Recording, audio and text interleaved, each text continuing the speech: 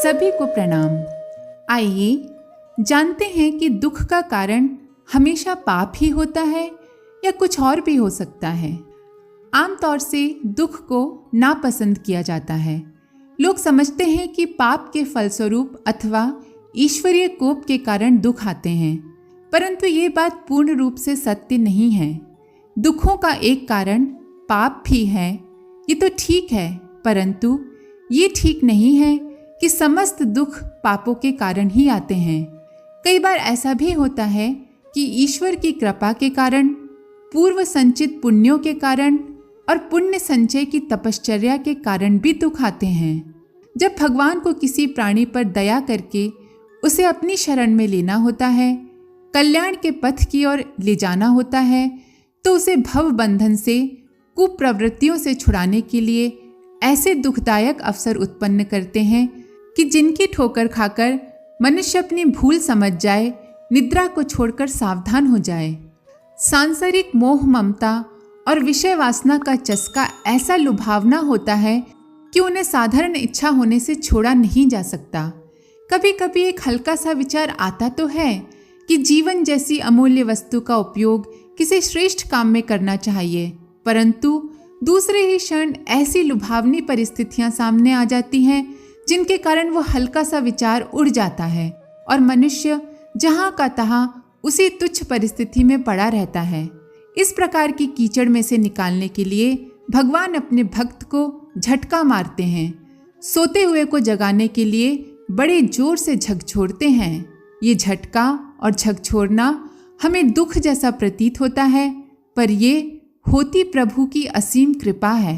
मृत्यु के समीप तक ले जाने वाली बीमारी, परम प्रिय स्वजनों की मृत्यु, असाधारण घाटा, दुर्घटना, विश्वसनीय मित्रों द्वारा अपमान या विश्वासघात जैसी दिल को चोट पहुंचाने वाली घटनाएं इसलिए भी आती हैं कि उनके जबरदस्त झटके के आघात से मनुष्य तिल मिला जाए और सहज होकर अपनी भूल सुधार ले, गलत रास्ते को छोड़कर सही मार्ग पर आ जाए, मोह आसक्ति से ऊपर उठ जाए। जब हम खुद को अकेला असहाय अनुभव करते हैं तो परमात्मा ही याद आते हैं। दुख के समय ही मनुष्य ईश्वर के सबसे करीब होता है। पूर्व संचित शुभ संस्कारों के कारण इसलिए दुख आते हैं कि शुभ संस्कार एक सच्चे चौकीदार की भांति उस मनुष्य को उत्तम मार्ग पर ले जाना चाहते हैं, परंतु जब मनुष्य की पाप की ओर प्रवृत्ति बढ़ती है तो वे शुभ संस्कार इसे अपने ऊपर आक्रमण समझते हैं और इससे बचाव करने के लिए पूरा प्रयत्न करते हैं। कोई आदमी पाप कर्म करने जाता है, परंतु रास्ते में ऐसा विघ्न उपस्थित हो जाता है कि उसके कारण उस कार्य में सफलता नहीं मिलती और वो पाप होते होते बच जाता है। चोरी करने के लिए यदि रास्ते में पैर टूट जाए और दुष्कर्म पूरा न हो सके तो समझना चाहिए कि पूर्व संचित शुभ संस्कारों के कारण, पुण्य फल के कारण ऐसा हुआ है। धर्म कर्म करने में, कर्तव्य धर्म का पालन करने में असाधारण कष्ट सहन करना पड़ता है, अभावों का सामना करना होता है। इसके अतिरिक्त दुष्ट आत्मा लोग अपने पापपूर्ण स्वार्थों पर आघात होता देखकर उस धर्म सेवा करने वाले के विरुद्ध जाते हैं और उसे नाना प्रकार की यातनाएं देते हैं। इस प्रकार के कष्ट सत्पुरुषों को पग पग पर झेलने पड़ते हैं। ये पुण्य संचय के, तपश्चर्या के अपनी सत्यता की परीक्षा देकर स्वर्ण समान चमकाने वाले दुख हैं। निसंदेह कुछ दुख पापों के परिणाम स्वरूप होते हैं, परंतु ये भी निश्चित है कि भगवान की कृपा से, पूर्व संचित शुभ संस्कारों से और धर्म सेवा की तपश्चर्या से भी ये दुख आते हैं। इसलिए जब अपने ऊपर कोई विपत्ति आए तो केवल ये नहीं सोचना चाहिए कि हम पापी हैं, अभागे हैं, ईश्वर के कोप भाजन हैं। संभव है वह कष्ट हमारे किसी हित के लिए आया हो। उस कष्ट की तह में शायद कोई ऐसा लाभ छिपा हो जिसे हमारा अल्पज्ञ मस्तिष्क आज ठीक ठीक रूप से पहचान नहीं पा रहा हो। विद्या पढ़ने में विद्यार्थी को काफ़ी कष्ट उठाना पड़ता है। माता को संतान को पालने में कम तकलीफ नहीं होती। तपस्वी और साधु पुरुष लोक कल्याण और आत्मोन्नति के लिए नाना प्रकार के दुख उठाते हैं।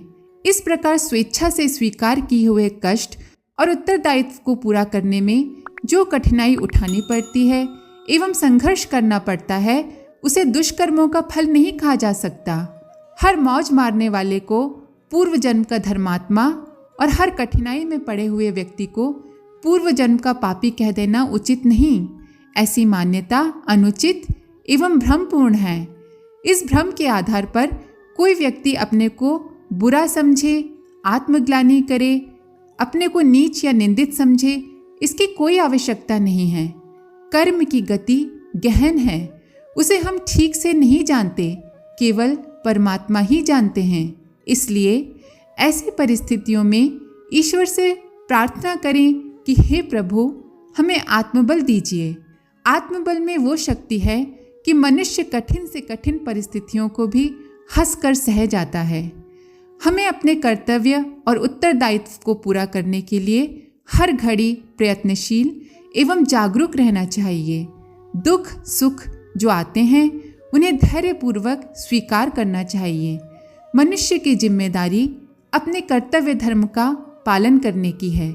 सफलता असफलता या दुख सुख अनेक कारणों से होते हैं, उसे ठीक प्रकार कोई नहीं जानता, सिर्फ ईश्वर या गुरु ही जानते हैं। इसलिए गुरु पर विश्वास रखें, परमात्मा पे विश्वास रखें और धैर्यपूर्वक अपनी जीवन यात्रा पर आगे बढ़ते चलें।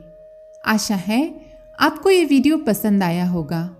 अपनी प्रतिक्रिया देना और वीडियो शेयर करना न भूलें। आप सभी का बहुत बहुत धन्यवाद। हमारे YouTube चैनल को सब्सक्राइब करें और बेल आइकन को दबाकर ऑल पर क्लिक करें ताकि नोटिफिकेशंस आपको मिलती रहें।